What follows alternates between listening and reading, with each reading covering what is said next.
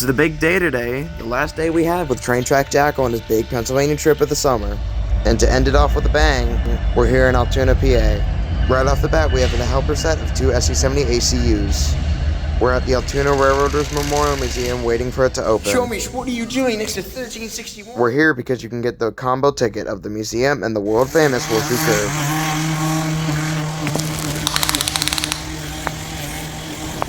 That's quite big. At the museum, you will find Tender, Small Boy, Half a Conrail, Penn State, Penn State, Penn State, Penn State, Baggage, Baggage, Baggage, Baggage, Horseshoe Curve, Caboose, Small Boy 2.0, Broadway Limited, 44-tonner and Caboose, 1361, GG1, and a building. Guys, look, I'm seeing the Amtrak on the rail cam, so this counts as me catching it. 100%. Guys, I just caught a Phase 7, guys. Oh my gosh. So rare. Yippee. As you can tell by that amazing video, we saw that Amtrak 42 had a Phase 7 leader. So we decided to head down to the Amtrak station to see it pull in. First, however, was this NS manifest going so slow it was barely moving.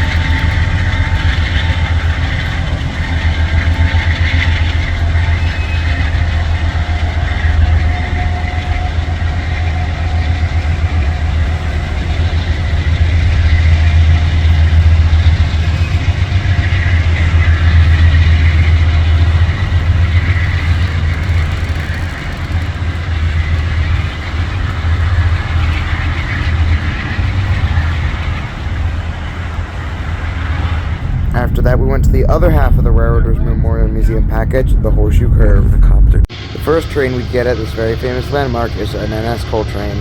This was, I think, 595 out of Baltimore, Maryland. The trains have to work really hard to get up the hill here, so the videos are very loud.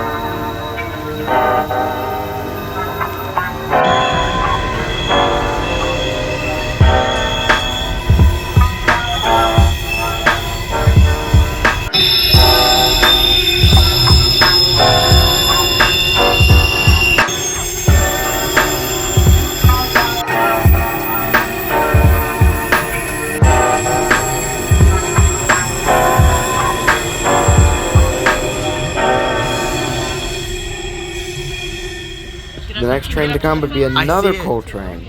This time, however, being an eastbound coal train. This is the train everyone at the Horseshoe Curve had been waiting for because this coal train had NS 8105 for the Interstate Heritage Unit trailing second.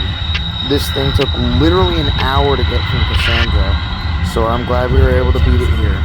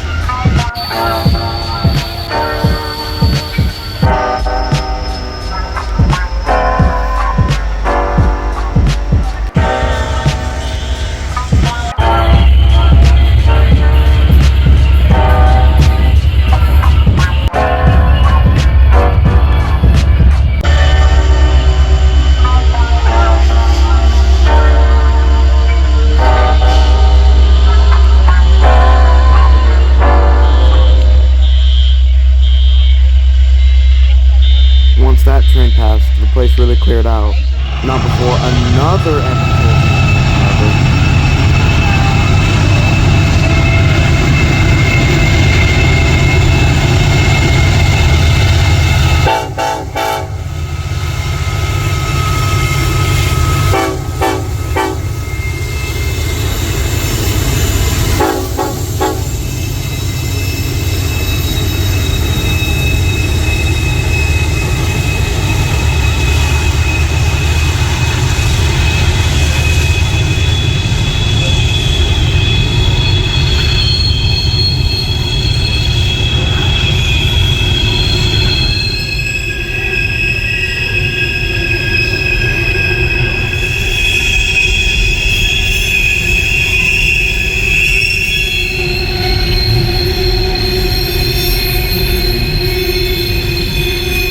Next up was an intermodal, but I assume it was 26X. I'm not sure, this thing came out of nowhere, so I didn't get to confirm the symbol.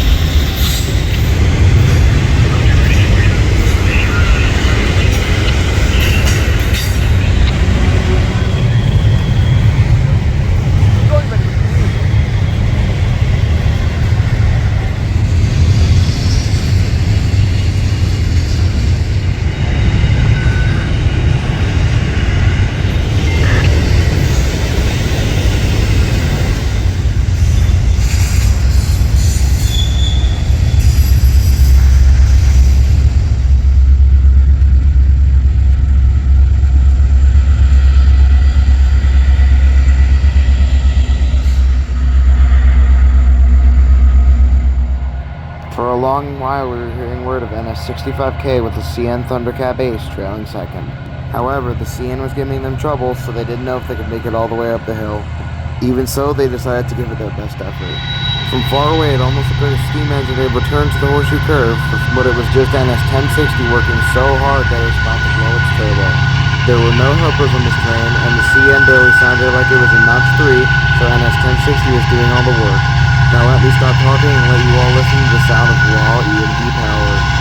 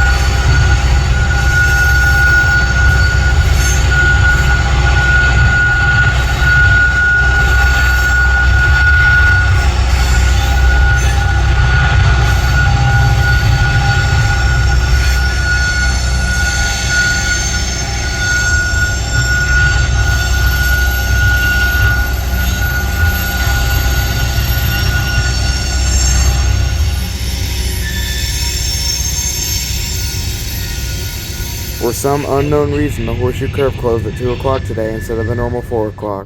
That meant we had to leave just as the end of 65K made it around the Horseshoe Curve. That didn't mean, however, that our rail thinning day was over. Heck, it was just beginning. Now we're in Gallitzin, PA at the Gallitzin Tunnels, and after 21 minutes of waiting, we finally heard the rumble of more EMDs. Except it wasn't more EMDs, it was the same train still working hard to tackle the grade at Gallitzin. The summit of the grade is in the middle of the tunnel, so the farther 1060 and her train got from the tunnel, the faster they could go, and the less strain they could put on the poor SD78s.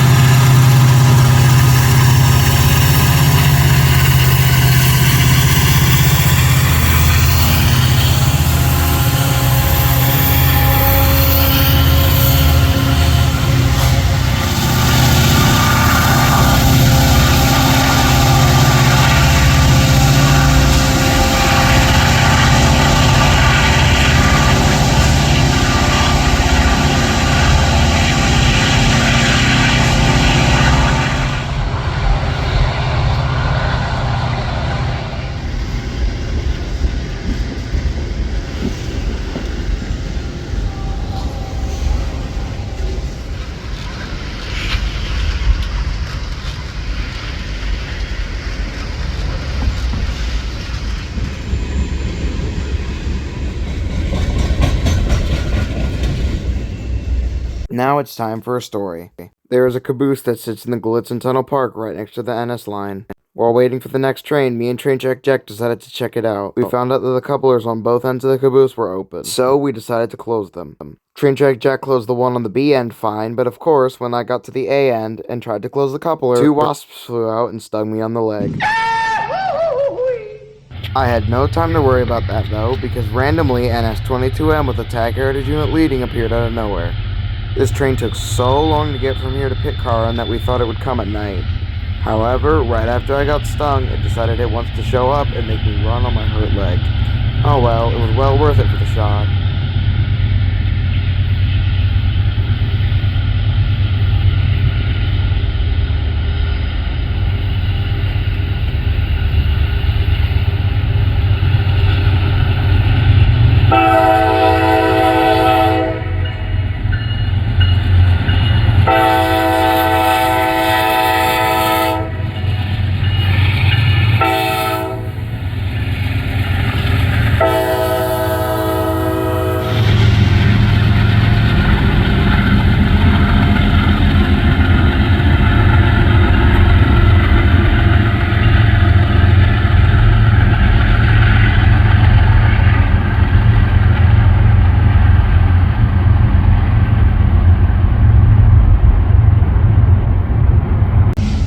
Number 80 says, what about me?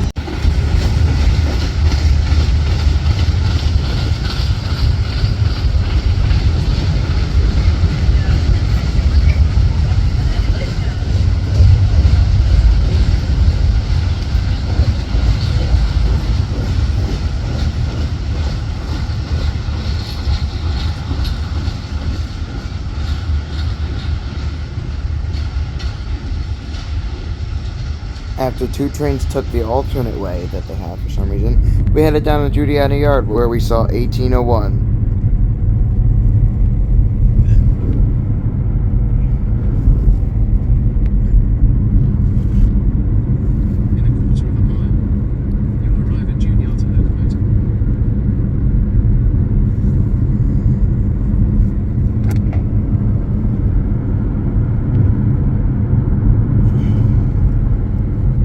We had seen reports on heritage units that a Norfolk and Portsmouth Beltline GP38-2 was in Juniata shops for some repairs. We decided to head down to the turntable where it was last seen to see if we could find it. Beltline. The Norfolk and Portsmouth Beltline is a Class 3 railroad that works in Southern Virginia. It is a subsidiary of NS, and they only have 2 of their own locomotives, both being GP38-2s. They have only 1 locomotive painted in their own paint scheme, and this is the one we're seeing right now. Also at the turntable is a high hood SD40 and an Operation Lifesaver Jeep. Boy, ain't no way. Hey look, an intermodal that we perfectly timed the catch of. NS, being the far more friendly railroad they are, decided to put a thoroughbred high hood on the Altoona display track.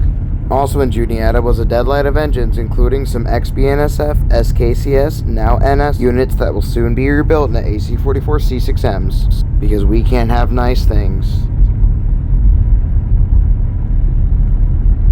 Oh, 1070. I saw it. There's a place to see it right back there. You seem familiar. Also, in Altoona, waiting for what I've been told is truck repairs, is NS 1070, the Wabash Heritage unit. This is my second time seeing this unit, and this is my second time it's been hidden in a yard somewhere. Oh well, at least I saw it at all. Also, there was an ace with a P5. And the thoroughbred high hood I mentioned earlier. I'm assuming this thing hit something because its pilot is missing, and it's been like that since it came in here. Also, while we were here, I got a better picture of those BNSF KCS things. And then when we got back to the car, of course they started moving stuff. Why wouldn't they start moving stuff? Goofy, fake thoroughbred. And power move. We made one last stop in Altoona, that being at the North 8th Street Bridge. There we found 63V, an intermodal, and some Jeeps sitting back in the yard. We also found the deadline of unused SC-70 ACU helpers. We also saw a maintenance away train Chattanooga video. Just before we left, Train Truck Jack spotted a Sperry rail car off in the very back. Turn left onto Old 6th Avenue Road. 63 movie? Yeah.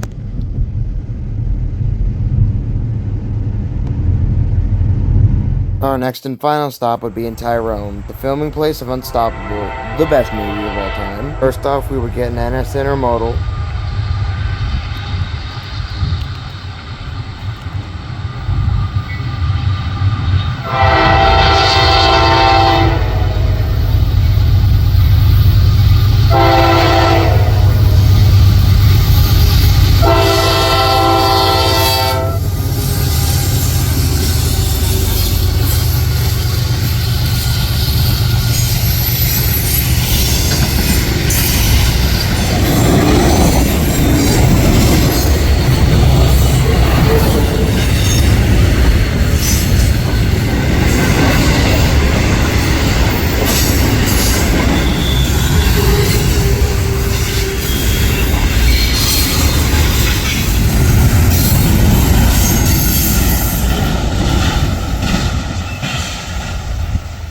And following very close behind the intermodal would be Amtrak 42. With the lights flashing, because they don't have bells here, and the faint screech of wheels, we knew that 42 would be very close.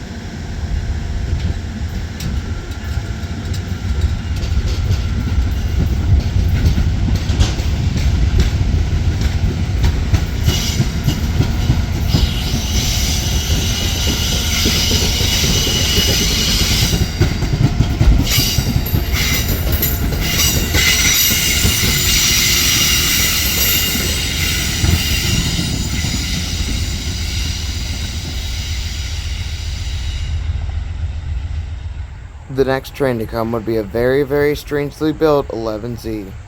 Seriously, the Enola Yardmaster is about to get fired from this one. Try!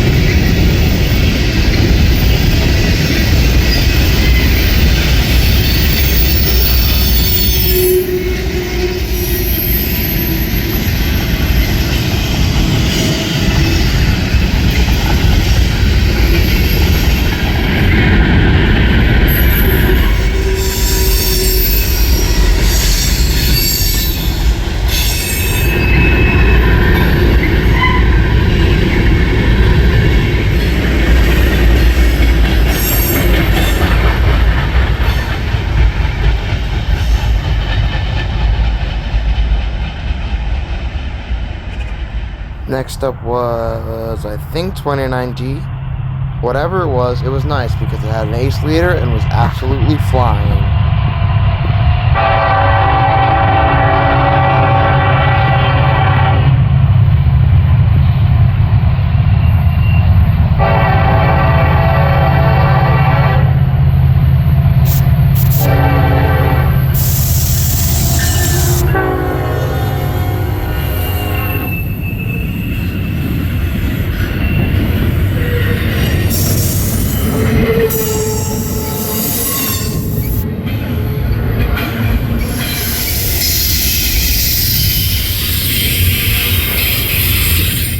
Slow motion.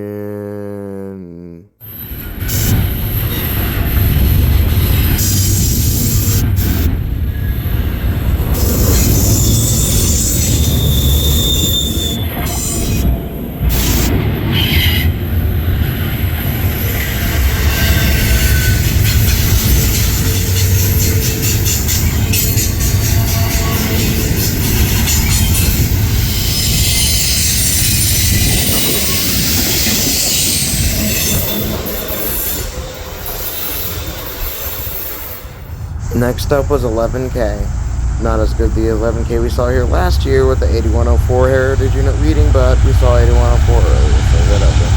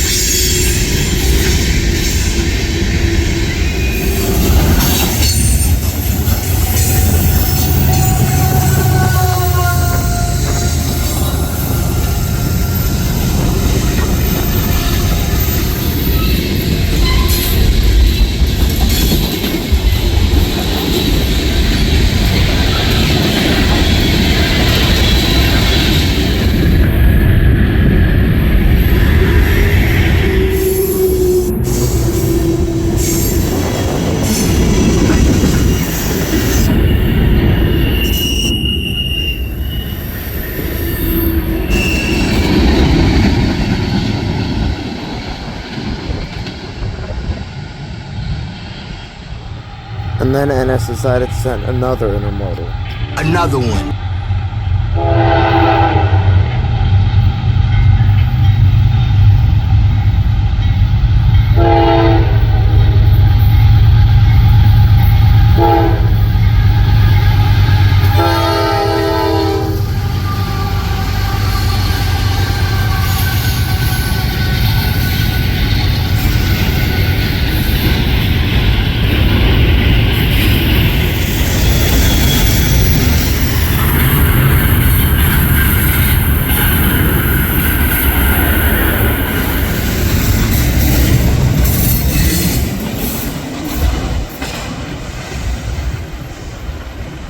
And with that, our pit line journey was over. We headed back along the Buffalo line into Harrisburg, including another manifest stop in the exact same spot as the other one. Yep, same train. Oh wait, no, that's different power.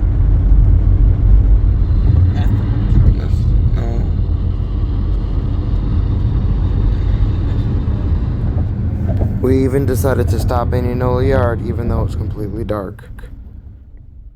As you can guess, we really saw nothing of interest except this blood moon. 3308. And that would mark the end of Traintrack Jack's PA trip. The next day, he would return to New Jersey to go back to his Lehigh line foaming. Thank you all for watching this, and have a nice day. Or don't, I really can't control that.